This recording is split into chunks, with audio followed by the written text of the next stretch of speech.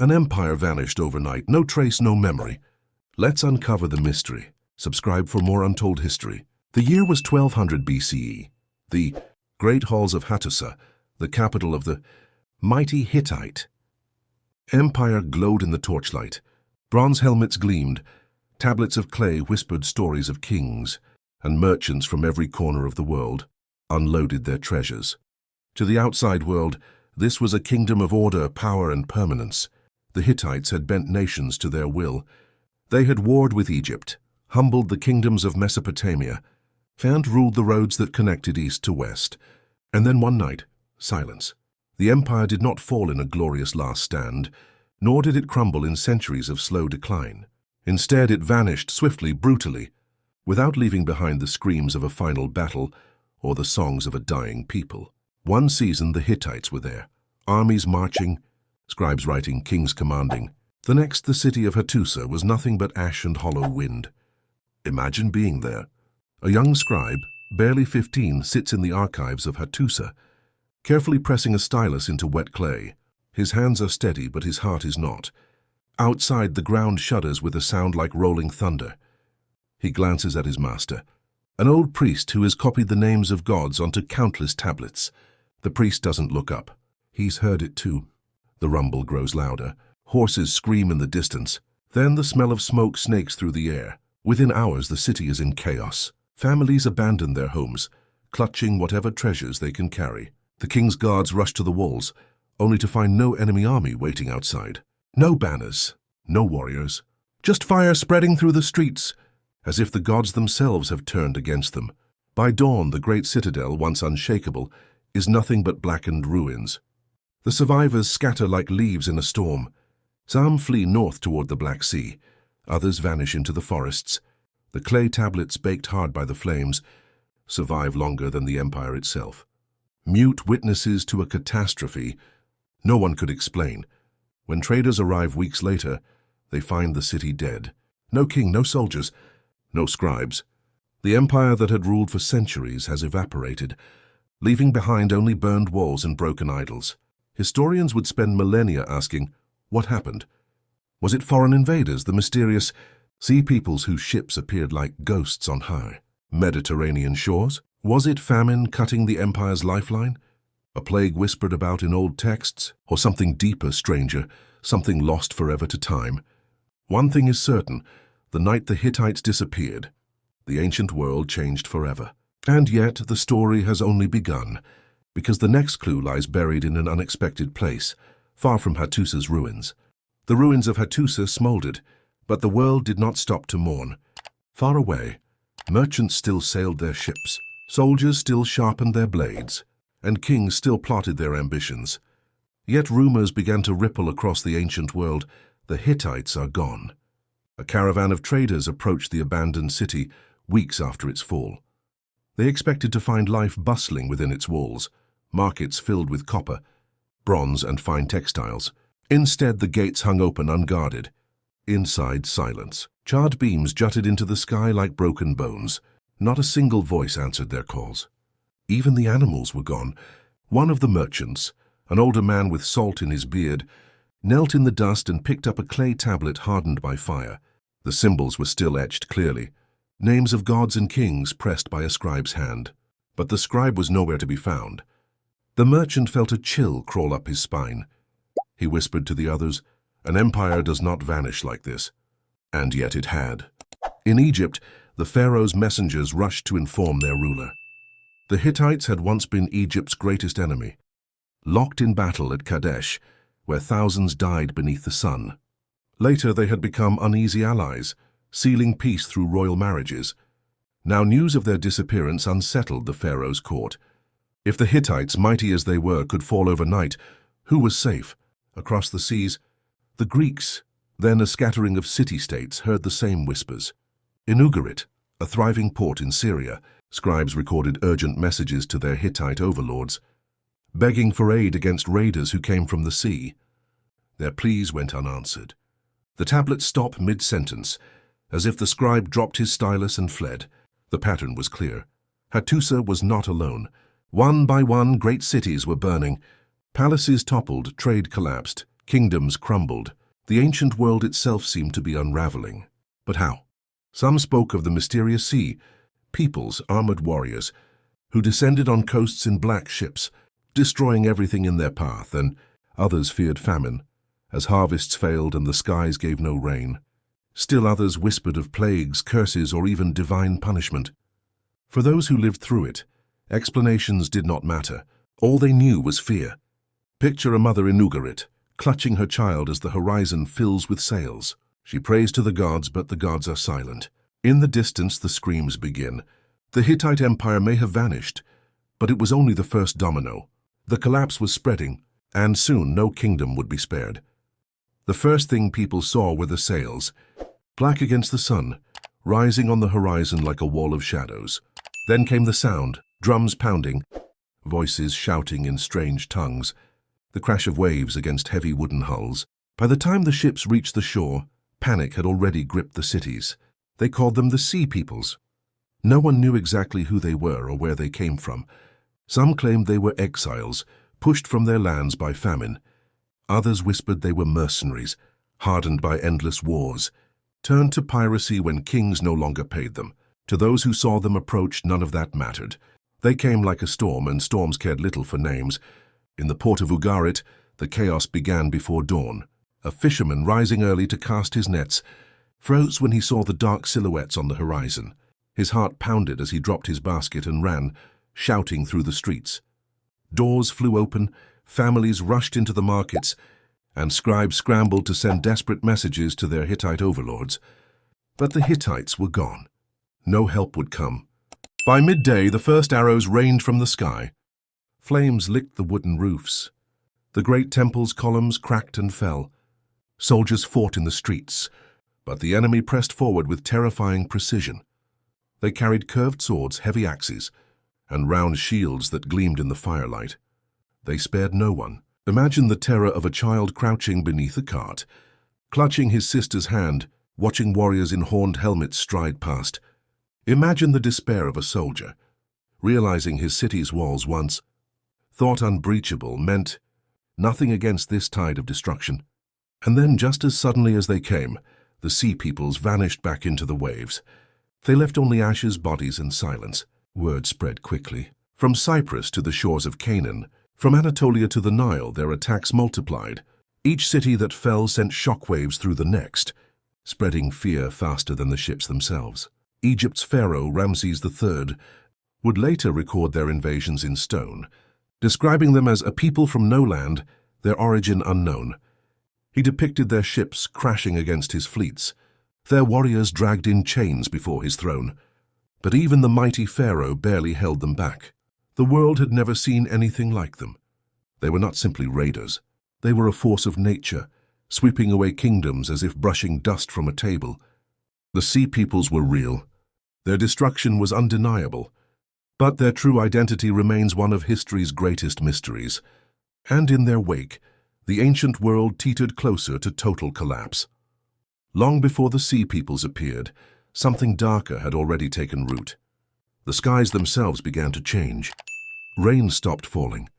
Rivers shrank. Fields that once shimmered with golden wheat turned into cracked wastelands. The earth no longer gave. Across Anatolia and Syria, the harvests failed. Farmers bent over brittle stalks that crumbled in their hands. Grain stores emptied. Bread grew scarce, and hunger spread like fire through the empire's veins. In the city of Imar, a clay tablet survives, a letter etched by a desperate official.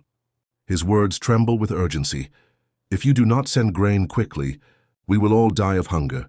His plea was not unique. From Ugarit to Cyprus, from the Levant to Anatolia, scribes scratched out the same message. Famine had come and no kingdom was safe. Imagine the scene. A mother kneeling beside an empty oven, her children's eyes wide with hunger. She whispers promises she cannot keep. A soldier, once strong, now weak from starvation, struggles to lift his spear. In the markets, men fight over a handful of barley. Their faces hollow, their pride stripped away. The Hittite Empire had always thrived on trade. Grain from Egypt, tin from the east, copper from Cyprus, lifelines that kept their cities alive. But when the famine spread, those lifelines snapped. Egypt, too, suffered drought. Cyprus bled from raids. Merchants feared the seas. No one had food to spare. The clay tablets tell us that kings begged one another for relief. The king of Ugarit wrote to Cyprus, "The enemy ships are here. Our fields yield nothing. Send grain at once." Cyprus never answered. Perhaps it could not. Hunger did not only kill bodies, it killed trust. Allies turned into rivals. Cities that once traded now hoarded. Starving refugees poured across borders, overwhelming towns that could not feed even their own. Some were welcomed. Many were slaughtered, and so while invaders struck from the sea, famine hollowed the world from within. The great palaces of the Bronze Age, built on wealth, grain and order, suddenly stood on foundations of sand. For the Hittites, it was a death sentence. Without food, armies cannot march. Without trade, kings cannot rule. Without hope, people abandon their cities. And one by one, the empire's lifelines snapped. The records fall silent. The tablets stop, and hunger swallows the words of nations. But famine was not the only invisible enemy. Something else crept across the land. Silent and merciless, something even kings could not command. Plague was coming. The streets of Hattusa had known fire, hunger, and fear. But now they knew something worse. Something invisible, something that crept through the air with every breath. The plague came quietly. At first it was whispers, servants falling ill, soldiers collapsing at their posts, scribes too weak to hold their stylus. Then it grew louder. Entire households sealed themselves indoors. Priests burned incense until the temples filled with choking smoke. And still the sickness spread. The Hittites had seen plague before. In fact, decades earlier, an epidemic had swept through their empire so fiercely that King Suppiluliuma himself died from it, carried to his grave by a disease brought back from Egyptian captives. His successors prayed, sacrificed, and begged the gods for relief. None came. Now, in the twilight of the empire, plague returned with a vengeance. So I imagine a soldier leaning against the city wall, sweat pouring down his brow, his lungs rattling like dry leaves. He knows he should be standing guard, spear in hand. Instead, he slides to the ground, too weak to rise, while his comrades drag his body away before it infects the others. Picture a mother pressing her child to her chest, feeling the heat of fever burn through fragile skin. She sings to him softly, though her own voice cracks with sickness. By morning, both are gone. The scribes, those tireless keepers of memory, fell silent. Their clay tablets end not with a conclusion, but mid-sentence, unfinished prayers to gods who no longer seem to listen. For a kingdom already reeling from famine and raids, plague was the final cruelty. Armies withered. Fields were left untended. Trade routes went cold as caravans never arrived. Even the burial grounds overflowed, forcing families to leave their dead, unburied and unthinkable, horror to a people who believed the gods judged the soul by its funeral rites. The silence was unbearable. Cities once filled with voices now echoed only with coughing, wailing, and the flutter of carrion birds. Historians still argue about what the plague was. Smallpox, bubonic plague, or something lost to time. But to the Hittites it was simply death, striking without reason, sparing no one. The empire had been hollowed by famine, burned by war, broken by fear. Now disease gnawed at what little remained. And in the chaos, when kings grew desperate, when generals faltered, when priests failed to summon mercy from the heavens, something else crept into the story: betrayal. Empires rarely fall only by the hands of outsiders. More often, the knife comes from within.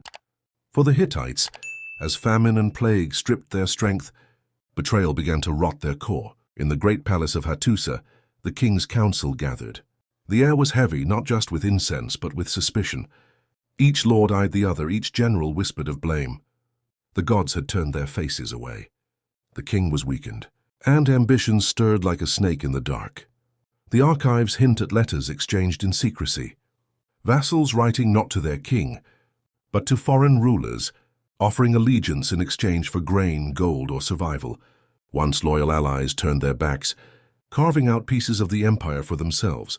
Picture the scene: a governor in a border city, meeting quietly with emissaries from Assyria. By torchlight, he hands them clay tablets sealed with his personal mark. He promises loyalty, swears his soldiers will not resist when the Assyrians march. In return, he asks for food, for weapons, for the chance to keep his city alive. even if it means betraying the empire that raised him. Meanwhile, in the palace itself, whispers spread. Servants overheard arguments between generals. One accused another of stealing grain meant for the army. Another claimed the queen had grown too close to foreign envoys. Tension thickened and trust evaporated. For the ordinary people, the betrayal was felt as abandonment. Soldiers deserted their posts, leaving villages undefended. Merchants hoarded food, selling it only to those who could pay in silver. Priests turned to foreign gods when their own gave no answers. And then came the ultimate betrayal, the throne itself.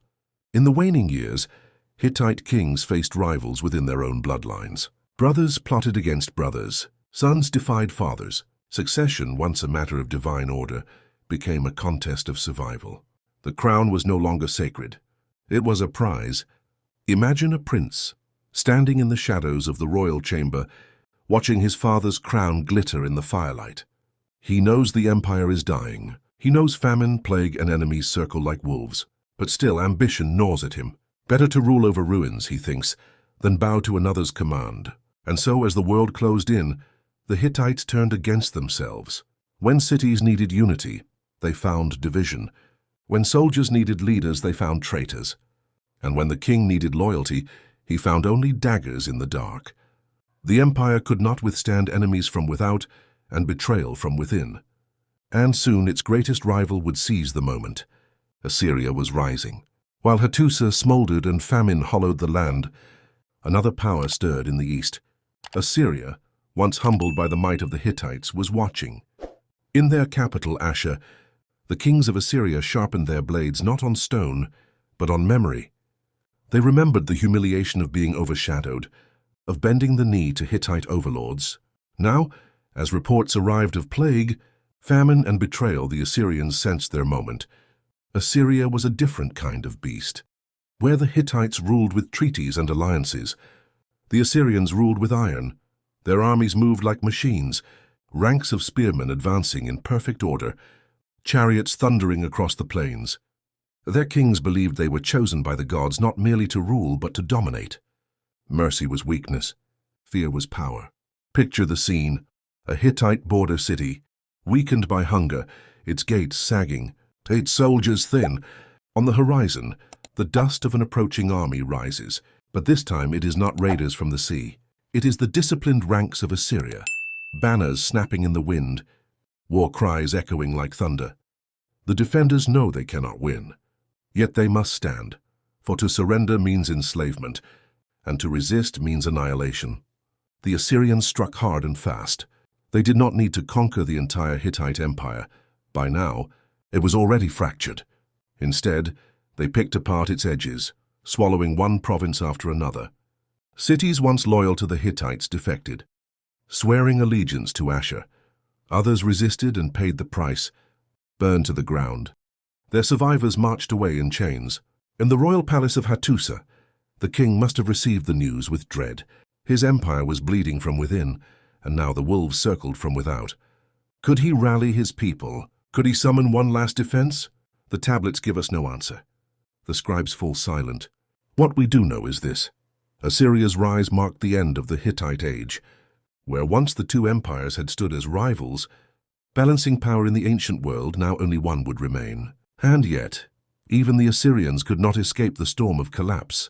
Though they gained territory, they too faced famine, raiders, and unrest. The world itself was unraveling, and no kingdom, however strong, was beyond its reach. Still, Assyria endured where the Hittites fell. They would inherit the world the Hittites left behind, but the memory of that vanished empire would haunt them. And as Hattusa crumbled, another great power stirred in the south, one that refused to die quietly, Egypt. The Nile shimmered beneath the burning sun, carrying with it the lifeblood of Egypt. But even here, in the land of pyramids and gods, the whispers of collapse could not be ignored. Famine gnawed at the villages. Grain grew scarce. The sea peoples had already torn across the Mediterranean, leaving only ashes in their wake. Now their sails turned south toward Egypt itself. Ramses III knew what was coming. His scribes had recorded the fall of kingdoms. His envoys brought news of cities burned and empires erased. The Hittites were gone. Ugarit had fallen silent. Cyprus lay in ruins. Egypt stood alone. The pharaoh acted swiftly. He fortified the delta, building traps along the river channels. He gathered archers, spearmen, and charioteers.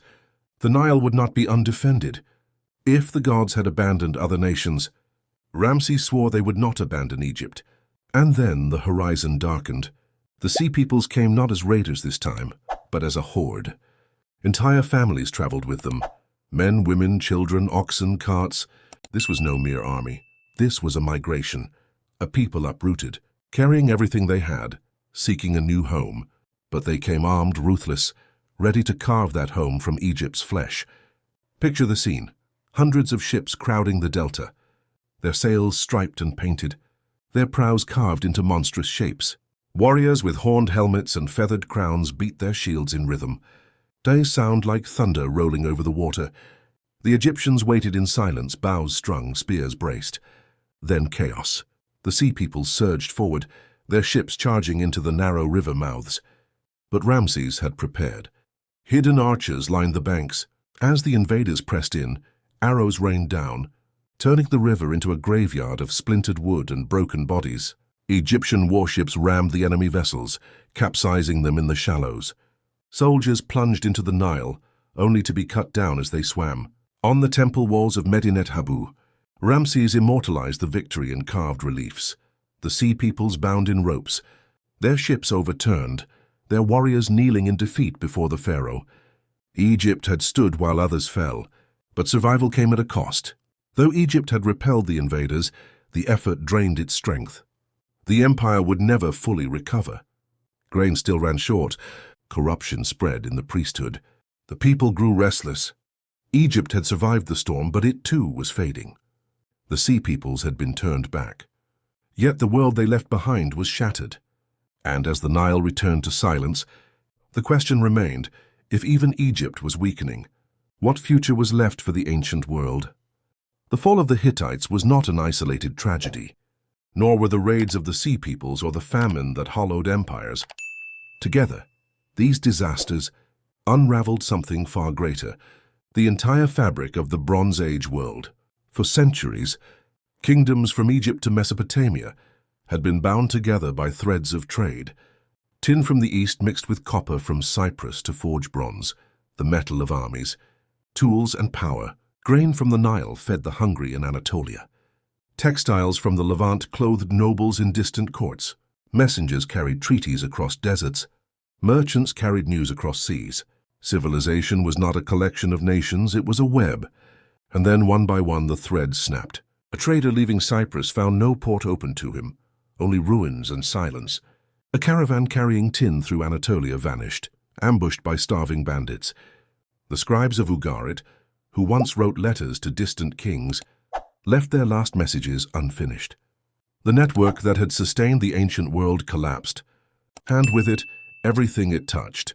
Imagine the despair of a smith, his workshop silent, no bronze to forge because no tin arrives.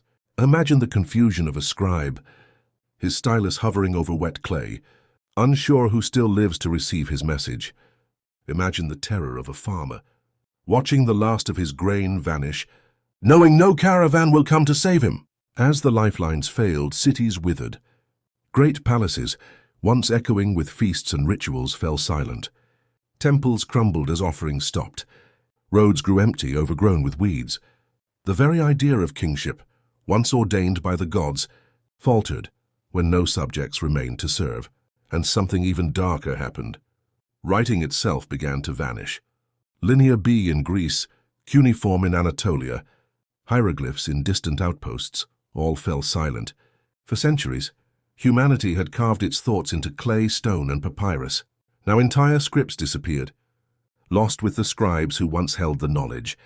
For the first time in 1,000 years, whole regions slipped into illiteracy.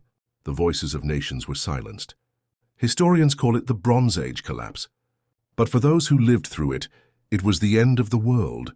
Cities emptied, peoples scattered, centuries of progress vanished almost overnight. The very memory of the Hittites, once rulers of empires, was erased so thoroughly that later Greeks never even knew they had existed. And yet, out of this darkness something new stirred, for from the ashes of the Bronze Age, A new age would rise, iron would replace bronze, and new kingdoms would claim the ruins of the old. But before rebirth, there was still one final mystery left unsolved. How could an empire as mighty as the Hittites vanish so completely that even their name was forgotten? For centuries after its fall, the Hittite Empire did not simply vanish, it was forgotten. Unlike Egypt, whose pyramids defied time, or Babylon, whose name echoed in scripture, the Hittites left behind silence. To the Greeks, they never existed. To the Romans, they were a ghost. The empire that once rivaled Pharaohs and humbled Mesopotamian kings became nothing more than a gap in history. And then 3,000 years later, the earth began to whisper again. It was the 19th century.